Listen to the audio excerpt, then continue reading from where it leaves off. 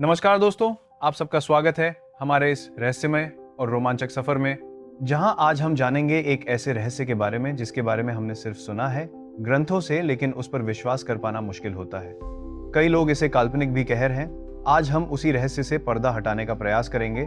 आज हम जानेंगे कि कैसे हनुमान जी उड़ सकते थे। क्या ये सिर्फ एक धार्मिक कथा है या इसके पीछे कोई गहरा वैज्ञानिक रहस्य छिपा है? क्या सच में हनुमान जी ने गुरुत्वाकर्षण के नियमों को चुनौती दी थी? अगर हाँ, तो क्या ये वही एंटी ग्रेविटी टेक्नोलॉजी थी जिसकी खोज आज नासा और आधुनिक विज्ञान कर रहा है? आइए दोस्तों, चलते हैं उस युग में जहां विज्ञान और अध्यात्म एक दूसरे के पूरक थे। आज से हजारों वर्ष पहले, त्रेता युग का वह समय जब धरती पर भगवान राम पाप का अंत करने के लिए अवतरित हुए थे और उनके साथ भगवान शिव के अवतार वायुपुत्र हनुमान ऊर्जा, शक्ति और भक्ति के अद्वितीय प्रतीक भी थे। वे जब उड़ते थे तो धरती कांप उठती थी, समुद्र गरजने लगता था और आसमान में बिजली चमकती थी। लेकिन सवाल ये है, क्या यह केवल कथा है या इसके पीछे कोई प्राचीन विज्ञान छिपा है जो आज भी हमें चौंका सकता है? लेकिन ग्रंथों की माने तो ऐसा कहा जाता है कि हनुमान जी बचपन से ही उड़ना जानते थे, लेकिन फिर ऋषि मुनियों के श्राप के कारण वे उड़ना भूल गए थे। बाद जब भगवान राम अपनी पत्नी माता सीता को खोज रहे थे, जिन्हें रावण चुराकर लंका ले गया था, तब बजरंगबली को जामवंत जी ने उनकी खोई हुई शक्तियां वापस याद दिलाई थी। हनुमान जी के उड़ने का सटीक वर्णन रामायण में मिलता है, जब वे लंका जाने के लिए समुद्र पार करते हैं। वाल्मीकि रामायण में लिखा है कि आकाशे पवन वेगम समारोहे, यानी हनुमान जी ने वायु की गति पर सवार होकर उड़ान भरी थी। यह कल्पना मात्र नहीं थी, यह किसी तकनीक या सिद्धि का प्रयोग था। शास्त्रों में कहा गया है क हनुमान जी को अष्ट सिद्धियां और नव निधियां प्राप्त थीं। इन सिद्धियों में से एक लघिमा सिद्धि, वो शक्ति जिससे व्यक्ति अपने शरीर का वजन शून्य कर सकता है। आधुनिक भाषा में यही एंटी ग्रेविटी पावर है। जब कोई व्यक्ति अपने शरीर के कणों के कंपन को नियंत्रित करता है तो वो गुरुत्वाकर्षण से मुक्त हो सकता है। विज्ञान के अनुसार गुरुत्वाकर्षण वह शक्ति है जो हर वस्तु को नीचे खींचती है। लेकिन अगर कोई शरीर अपने अंदर की ऊर्जा को इस प्रकार संतुलित कर ले कि उसका भार न के बराबर हो जाए, तो वो हवा में तैर सकता है। यही सिद्धि हनुमान जी के पास थी। अब जरा सोचिए दोस्तों कि आज के युग में वैज्ञानिक सुपर कंडक्टिविटी और क्वांटम लेविटेशन पर काम कर रहे हैं। जापान और अमेरिका की प्रयोगशालाओं में वस्तुएं चुंबकीय तरंगों के सहारे हवा में तैराई जा रही हैं। ये भी तो वही शक्तियां हैं जिसे हमारे लघिमा सिद्धि कहते थे। हनुमान जी वायुपुत्र थे।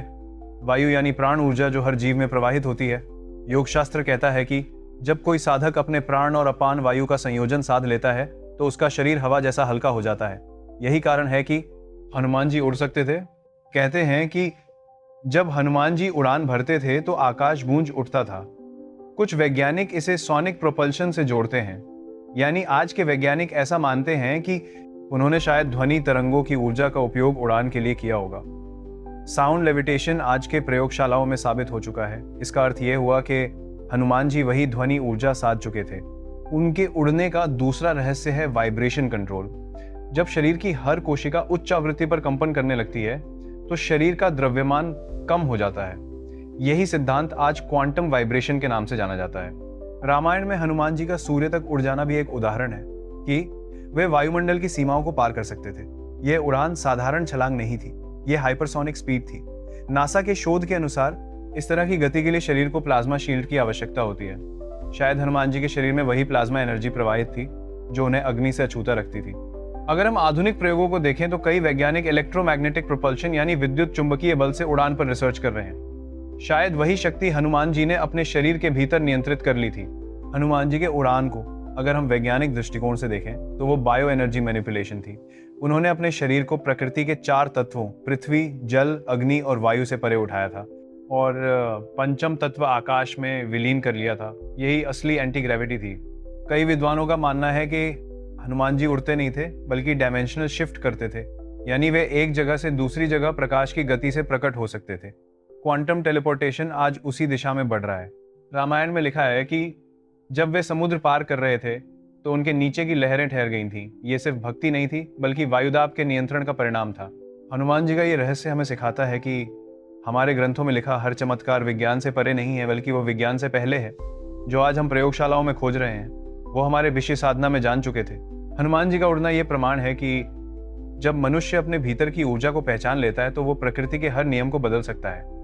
एंटी ग्रेविटी कोई मशीन नहीं है, ये एक अवस्था है जिसे साधना से पाया जा सकता है। चलिए इसी के साथ आज की खोज को यही रोकते हैं। कल फिर मिलते हैं आपसे एक नई खोज के साथ, तब तक जुड़े रहिए हमारे साथ। और आज ये कहानी हमें ये सिखाती है कि विज्ञान और अध्यात्म एक ही सिक्के के दो पहलू हैं। हनुमान जी ने यह साबित किया कि जब भक्ति और शक्ति एक साथ आती हैं तो असंभव भी संभव बन जाता है। और शायद इसीलिए आज भी जब कोई व्यक्ति जय हनुमान कहता है तो उसके भीतर एक अजीब सी ऊर्जा दौड़ जाती है। ये वही ऊर्जा है जो गुरुत्वाकर्षण को भी झुका देती है।